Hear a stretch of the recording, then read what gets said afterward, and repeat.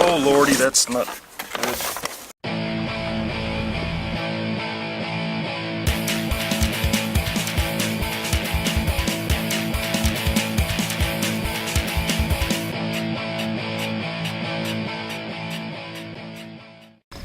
So, behind me is the patch. Laid out before me is the hail net. I'm going to make an effort to put the hail net up on the end of this wall by myself. I'm not sure if it'll work, but I'm going to give it a whirl. Partially to see if I can do it, partially to see if the cloth is long enough. I did some measurements. It's really close. I'm putting up the old cloth from last year on the end walls, and the new cloth, which starts right here and goes all the way down past the red truck, if you could see that. It's 80 feet long. We sewed it together yesterday, so now it is a one solid piece, 80 by 52, 53, almost 54. It's going to cover this whole thing in one shot. That's going to be a challenge. I'm not doing that right now. I'm doing the end walls. See how it works out.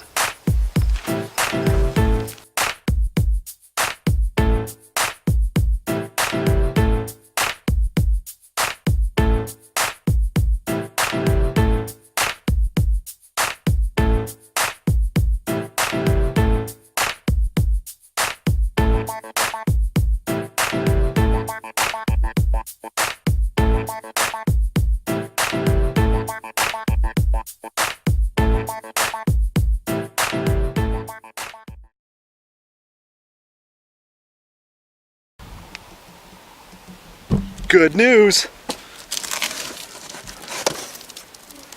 I got a present. This is what I've been waiting for. I've been on the fence. Can you hear me? I've been on the fence for a good bit of time as to when I was going to buy this thing, because it's not cheap at all. And this past weekend or Monday night sometime, I don't remember when, but I broke down and got it.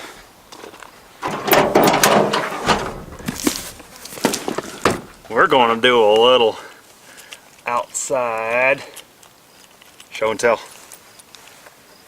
I should have a knife or 6 in here and I don't know where they're at. This thing is a must. Not an absolute must, but it's definitely a good thing if you can get your hands on one. If you have a normal garden, I would say you probably don't need it unless your soil really sucks.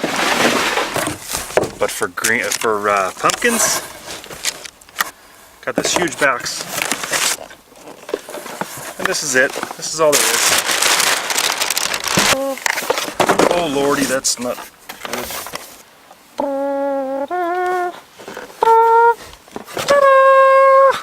This is a fertilizer injector. Look at this son of a gun. This is the Mixrite 3.5 apparently. 15 gallons a minute up to. And it also does up to 5%. 5% fertilizer. It says on the deal down to 0.5%. 0.5% up to 5%. But the box says 1 to 5, so I'm not sure which one to go off of. Anyway, this is something fantastic. It's got manual on off. Basically the water goes in here, or in here, whichever way, and goes out the other side. And here you have a hose that hooks up and goes into a bucket or into some other bin that holds your fertilizer, and it sucks up in here, and there's a pump in here that goes up and down and it mixes it all up for you. And this is how you turn it on. Now it's on, and I'm not sure how to turn it off. Push down and lock and it's off. This little knob here is how you adjust what percentage is going in and out. It's got the nice hose here. It's beautiful. Now, I just got back from Santa Fe. I had to go down there for a job walk for work, and I stopped at Buffalo Thunder. I put $100 in a machine and I walked away with 300. life is good, because that basically just paid for half of this thing. This was about 420 bucks. So that hurts. Then that's that. Next order of business is an update for you, since it's been 3 or 4 weeks. You saw at the beginning of the video I was putting up the wall, the first wall. Battery ran out on the camera. Then the parents came out the next night or 2 nights later, and we pulled the screen up over the top, and I never set the camera up. Sorry. We were halfway done, and I realized I didn't put it up, and the wind was kind of blowing, and it was not a good time to just run inside and get this thing set up. So anyway, it didn't get done. But there's the cover, and it's not totally finished yet. I got to trim the net and everything. So we're in. I had to get creative over here. Remember from the last video, I know some of you gave me some grief about my over explaining of the water. So I'm not going to explain anything to you anymore. That bottom's done. I don't think I'm going to go through the hassle of putting that sheeting in all the way around. I'm going to do something simpler on the edges, on the outside walls. This is my 728. This is the seed from the pumpkin I grew last year.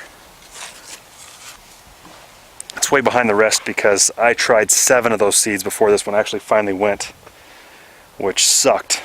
Put me way behind on this, but it's alright. Watermelon, I came to the conclusion about a week ago that I wasn't watering it enough, and once I started watering it again, it actually started growing. So it's probably way behind. I don't really care. This is Mark's pumpkin. This was the huge satellite dish that he grew that was at the way off that I filmed. 1281. It's pretty good. Vine's nice and thick. It's doing some weird stuff with the secondaries, but this was a backup plan. I didn't think my 2002 was going to make it, so I put this in the pot. I started it at the same time I started that one, and it's taken over. But I put it in the same growing area as the 2002, and now they're both doing decent. So it's going to kind of suck. I don't think I'm going to cull one. I think I'm going to decide which one's growing the best, and then let the other one, just turn the other one off and let it grow out somewhere else, like I have anywhere else for it to grow. Alright, so let's talk the original plants here. The 1685 was the first one that sprouted. 2036 was the second, and the 2002 was the third, I think. The 1236 didn't sprout right away, so I started another seed, and the other one never did sprout. The second one I started didn't sprout. The third one finally did. Well, it's really turned into a decent plant here. Had a little bit of wind, but the leaves, just like last year on this plant. Is it even light enough in here to see? There's a little better. The leaves last year on this plant, because this is the simple one I grew last year too, were huge. And this year is exactly the same. They're huge. They look good. I don't have any complaints about this plant. I just hope it keeps a pumpkin on, because if it does, could be good, right? 2002, the leaves are tiny. I'm still not real hopeful for it. And it has a double vine that I haven't rectified yet. But I'll show you it here. Tiny leaves. Give you an idea, the main vine, well, there's 2. You can see them both out there. They're about 6.5, 7 feet long. A couple side vines are really starting to get after it. I got the 2 shade nets up. I've got 3 more. These will slide down, and I'll put 2 over these plants, and then I've got more that go over those. We'll be good. 1685 leaves aren't real big. They're starting to pick up. Side vine. This side vine's about 6 feet long. Got a pumpkin there. Got to cut off. That one is at least 6. It's probably 7. I've got a back vine. I don't even know what you call that. It's got to be 4 or 5. I got to cut it off. And the main is a solid 12 feet. Side vines just kind of stop after a certain point. I'm behind on burying vines. What are you gonna do? This one bummed me out. I bummed myself out. This is the 2036. I don't think I said anything on the video last time. Maybe I did.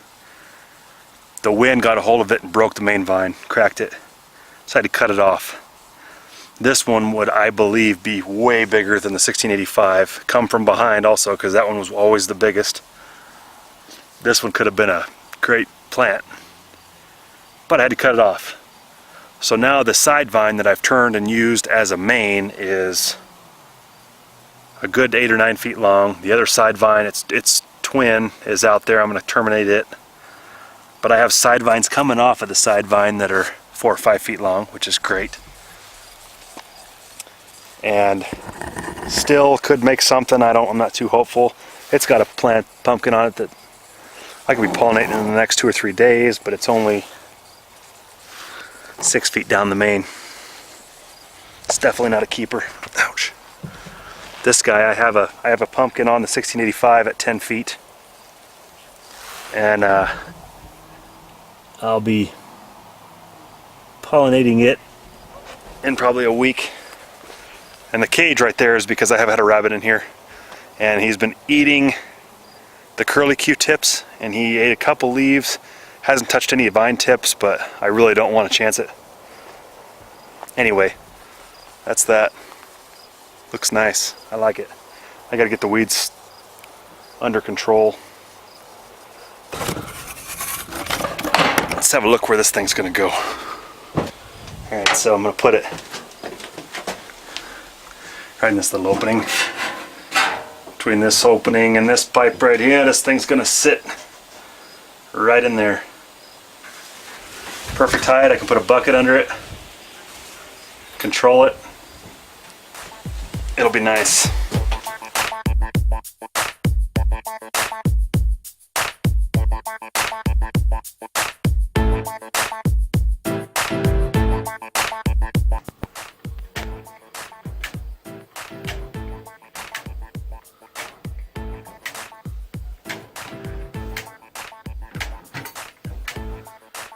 It's working fantastic.